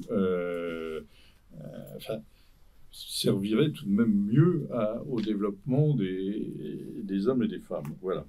Donc le rapport à la pauvreté me semble très important. Et enfin, je terminerai par là, Huntington, le choc des civilisations que personne n'a lu, en tout cas personne n'a lu jusqu'au bout, termine quand même son bouquin sur le choc des civilisations en disant, mais ce qui peut nous épargner une guerre, c'est la dernière page, donc il faut vraiment le lire jusqu'au bout, ce qui peut nous épargner une guerre, c'est la culture. Et donc je rejoins la conclusion de l'ambassadeur Morel, que la culture, l'intériorité, etc., nous ne devons pas en avoir honte, mais il faut accepter que les diplomaties prennent ça au sérieux. Je suis frappé que beaucoup de diplomates que je rencontre, pour eux, ça semble tout à fait secondaire. Ce qui compte, c'est les rapports économiques, etc., etc. Mais finalement, la question de l'intériorité passe trop au second plan et je pense que c'est une erreur. Voilà, je m'arrête là. J'avais une question que j'avais envie de poser aux trois orateurs avant la séance, mais je la pose pas. Est-ce qu'ils pourraient dire chacun pour eux ce que c'est que la paix? Parce que c'est une question sous-jacente, c'est pas seulement l'absence de guerre, mais alors qu'est-ce que c'est? Alors, ce qui me vient, c'est les mots, oui, shalom versus pax, que shalom, c'est autre chose que la pax romana, mais voilà, je vais peut-être... oui, c'est-à-dire que, enfin, c'est une autre manière de le dire, c'est qu'il y a différents niveaux, sans doute, mais alors je suis entourée de personnes qui voient ces réalités sous différents angles. Alors, on parlait du Nigeria. Moi, j'ai fait beaucoup de terrain au Nigeria pour voir les activités de l'activité pétrolière sur le lien social dans le delta du Niger, et avec beaucoup de violence, y compris, ou en tout cas de détérioration du lien social, du niveau de confiance à l'intérieur des familles. Et je me dis que c'est ce qui est très difficile, et c'est dans ce sens-là que j'évoquais le fait que l'éducation à la non-violence, pour moi, ou à la paix, un certain niveau de paix passe par aussi l'acceptation des différences des différents. Donc j'aime beaucoup l'expression de Patrick Vivray des désaccords féconds, c'est-à-dire peut-être qu'il y a un certain niveau qu'on peut viser, on a beaucoup parlé du poids des mots qui tuent, c'est au moins essayer d'écouter et de trouver des chemins de dialogue qui nourrissent des attitudes. Je ne sais pas à quelles conditions on va vers le shalom, qui est reçu sans doute aussi et construit, mais au moins essayer de cultiver des dispositions, et c'est pour ça que je parlais aussi de cette éducation à ces émotions ou ces passions démocratiques, c'est-à-dire comment comment la paix passe par l'apprentissage, enfin peut-être apprivoiser la violence qui nous traverse tous. Mais voilà, enfin, il faut en dire beaucoup plus. Oui. Moi, je crois qu'il y a quand même un continuum entre ce qui se passe dans la personne, dans son intériorité, dans ses relations. Autrement dit, chacun de nous est porteur d'une certaine violence. Voilà. Et qu'aucun de nous n'est spontanément prêt à tendre l'autre joue. C'est quand même la paix, elle était au cœur quand même, du message du Christ. Hein, tendre l'autre joue, celui qui combat par les armes, périra par les armes, aimez vos ennemis, etc., etc. Donc, je crois qu'il y a un continuum entre ce que vit la personne et puis la guerre au niveau des États. Autrement dit, les États peuvent transformer en institutionnalisant la somme des haines que chaque personne est capable de porter.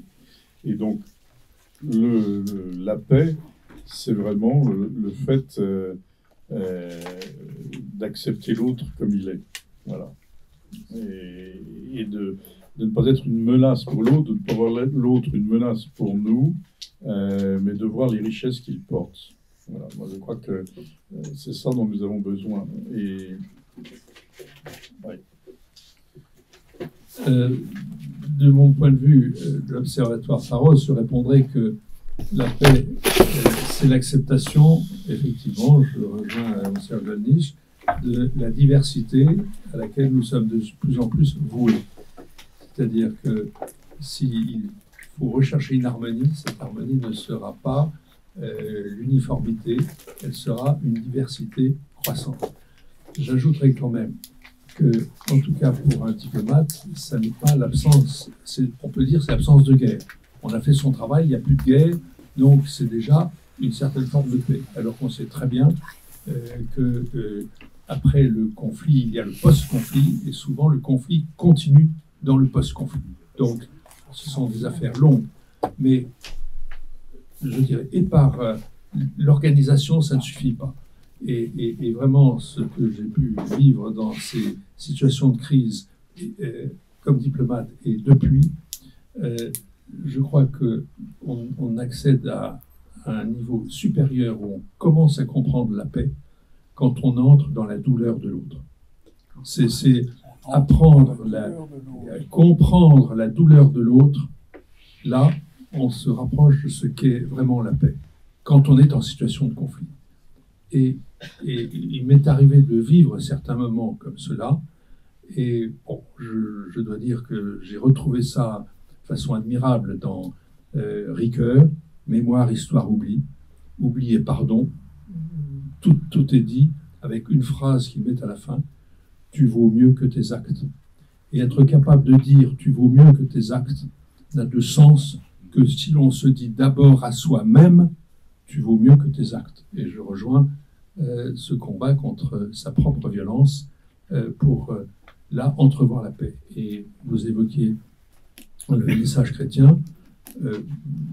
Je me suis dit quelquefois qu'il y a eu un jour de paix entre Israël et la Palestine. C'est le jour de la visite du pape Jean-Paul II, à la fois vers les Palestiniens et au mur des lamentations. Il y avait un sentiment de paix. J'en ai parlé avec mon collègue israélien à Rome. Quand il évoquait ce moment-là, il pleurait. Donc, c'est possible. C'est un moment que l'on peut faire advenir, même s'il est minime, minuscule, provisoire. Mais la paix, c'est l'espérance. Enfin, je crois qu'on ne peut que faire le trait d'union. La paix ne peut pas résulter du statu quo. Et ça pose donc le problème de la dialectique paix-justice. Parce que les pays occidentaux et européens, au fond, ont été longtemps partisans du statu quo, puisqu'ils étaient en situation de domination. Et ceux qui se sentent dominés dans une position injuste veulent changer. Et s'il n'y a pas un système qui permet le changement sans violence, la violence arrive. Et juste aussi un autre débat qui est dérivé, le problème des paix instables, c'est quand elles sont injustes. Et tout le monde a en tête, je pense, le traité de Versailles, dont on sait bien que par ses injustices ou par son relatif déséquilibre ou par l'exploitation qui a été faite de ces déséquilibres, il a bien été la cause de la guerre. Et il y a d'autres exemples de ce type. Et donc on retombe sur une autre question, qui est quand même la faiblesse des institutions internationales, du multilatéralisme, pour résoudre des problèmes qui, n'étant pas résolus, risquent de l'être par la violence. Je pense à la troisième facette que vous avez faite, c'est-à-dire les gens qui pensent qu'ils ont été injustement traités. Parce que c'est vrai qu'il est de bon ton de toujours dire le traité de Versailles était horrible, a été épouvantable, etc. Ouais, l'a-t-il été tant que ça quand on le regarde de près? Mais peu importe, à la limite, on l'a exploité pour faire comprendre un peuple qu'il avait été humilié, etc. Et donc ça en revient aussi à la capacité de propagande qu'un violent peut détenir pour convaincre un peuple tout entier qu'il est humilié, qu'il est attaqué, qu'il est agressé, qu'il doit se défendre, et donc qu'il doit faire la guerre. Donc, je suis quand même très impressionné de voir le lien entre la paix, la justice, mais aussi la liberté d'expression, la liberté de critiquer, etc. Voilà. On ne peut pas se résigner à devoir la liberté, dans ce cas-là, le plus grand, le plus noble, devenir une valeur descendante. Moi, je trouve ça extrêmement inquiétant. Juste pour vous prolonger ce que vous dites, Monseigneur, par rapport à ce que j'ai dit, le traité de Versailles n'est pas responsable de Mein Kampf. Il faut quand même aussi voir ce qui s'est produit et ce qui a été voulu par certains. Et ensuite, après le traité de Versailles, il y a eu le Carnot, il y a eu des efforts pour avancer et qui ont été systématiquement détruits. Je crois que nous pouvons remercier nos trois orateurs.